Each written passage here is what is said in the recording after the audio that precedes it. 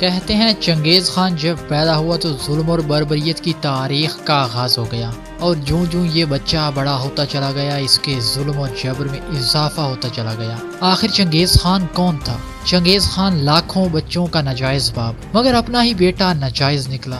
اور آخر چنگیز خان اپنی بیوی کے ناجائز بیٹے کو کیوں پالتا رہا؟ چنگیز خان کو ایک دن ایک نجومی نے عورت سے دور رہنے کو کہا تو چنگیز خان نے آگے سے ایسا کیا کہا کہ نجومی بھی حیران رہ گیا۔ اور ایک قتل کا بدلہ لینے کے لیے اس شخص نے کروڑوں لوگوں کو کیوں قتل کیا؟ یہ سب کچھ اور بہت کچھ ہم آپ کو آج کی اس ویڈیو میں بتائیں گے، مگر آپ سب سے گزارش کی جاتی ہے کہ ویڈیو کو آخر تک ضرور دیکھیں تاکہ آپ چنگیز خان کے بارے میں زیادہ سے زیادہ معلومات سے مستفید ہو سکیں۔ چنگیز خان منگولیا میں دریائے اونان کے کنارے ایک سردار کے ہاں پیدا ہوا۔ چنگیز خان اس وقت صرف 13 سال ہی کا تھا جب اس کے باپ کو حریف سردار نے ایک دعوت پر بلا کر زہر پلا دیا، اور اس طرح چنگیز خان کا باپ مر گیا۔ کہتے ہیں چنگیز خان کی چنگیزیت کی ابتدا اسی دن سے ہوئی جس دن اس کے باپ کو قتل کیا گیا۔ اسی دن سے چنگیز خان کے دل میں بدلے کی وہ آگ بھڑکی جس کو کوئی نہ بجھا سکا، اور اس کے دل میں انتقام کی آگ دن بدن بھڑکتی ہی چلی گئی۔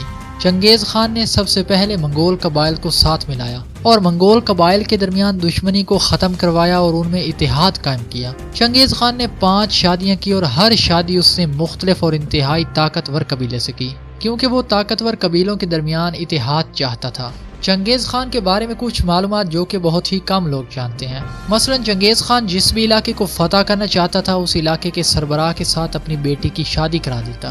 اس طرح چنگیز خان اپنی بیٹیوں کے ذریعے سے سلطنت کی جاسوسی کرواتا اور پھر اس پر یلغار کر دیتا۔ چنگیز خان اگر کسی علاقے کو فتح کرنے کا ارادہ کرتا تو اس سلطنت میں مختلف حربیں آزماتا۔ اکثر چنگیز خان ہنستے بستے شہروں میں کینسر سے متاثر فوجیوں کو پھینک دیتا، جس سے اس شہر میں طاعون کی بیماری پھیل جاتی اور پھر چنگیز خان آسانی سے اس شہر پر قابض ہو جاتا۔ بالکل اسی طرح چنگیز خان بڑے بڑے دریاؤں کا رخ شہروں کی طرف کر دیتا، جس سے شہروں کے شہر ڈوب کر تہس نہس ہو جاتے۔ چنگیز خان کی فوج بڑی بڑی سلطنتوں کی معیشت کو تباہ کر دیتی، اور اس طرح یہ سلطنتیں چنگیز خان کی محتاج ہو جاتی اور پھر چنگیز خان بآسانی ان پر قابض ہو جاتا۔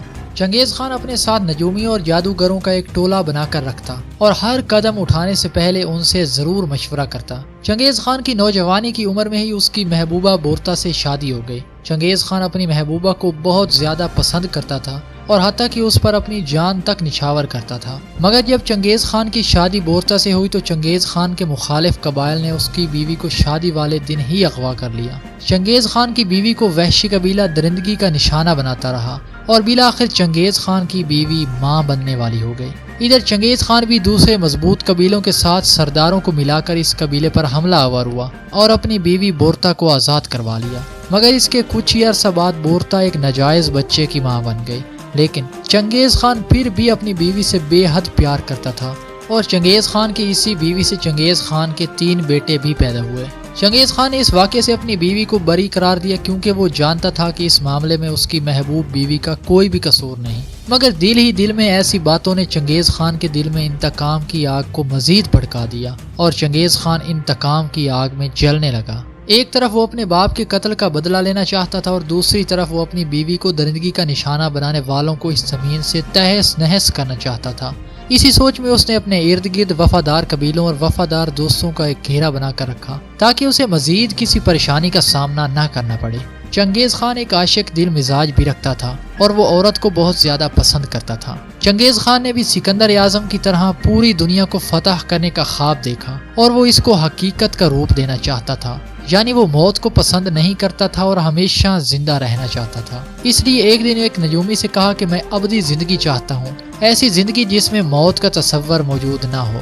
نجومی نے کہا میں تم کو ابدی زندگی تو نہیں دے سکتا، مگر تمہیں عمر بڑھانے کے لیے ایک نصیحت کرتا ہوں کہ عورت کی لذت سے دور رہو اور عورت کے پاس جانے سے اجتناب کرو، اس سے تمہاری عمر میں اضافہ ہوگا۔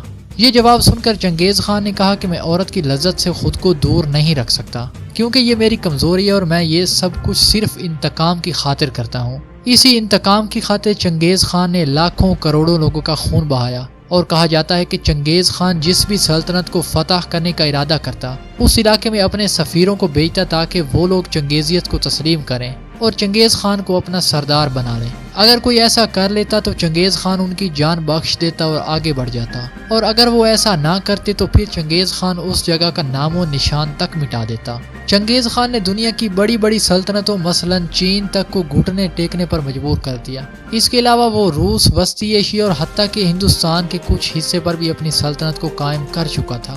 اپنی آخری عمر میں چنگیز خان نے اپنے بیٹوں کو وصیت کی کہ میں نے آدھی سے زیادہ دنیا کو فتح کیا ہے اور اب تمہاری باری ہے۔ چنگیز خان جب مر گیا تو اس کی قبر کو ایک گمنام مقام پر کھودا گیا اور وہاں پر چنگیز خان کی لاش کو دفن کیا گیا، اور پھر قبر کو کھودنے والوں سے لے کر چنگیز خان کے دفنانے والوں اور پھر دفناتے وقت جو فوجی وہاں موجود تھے سب کے سب کو قتل کر دیا گیا، تاکہ چنگیز خان کی قبر کا کسی کو بھی علم نہ ہو، اور حتیٰ کہ ایک دریا کا رخ موڑ کر چنگیز خان کی قبر کی طرف کر دیا گیا تاکہ چنگیز خان کی قبر کا علم کسی کو نہ ہو۔ اور اس طرح چنگیز خان کی پراسرار شخصیت کی داستان تاریخ کا حصہ بن گئی۔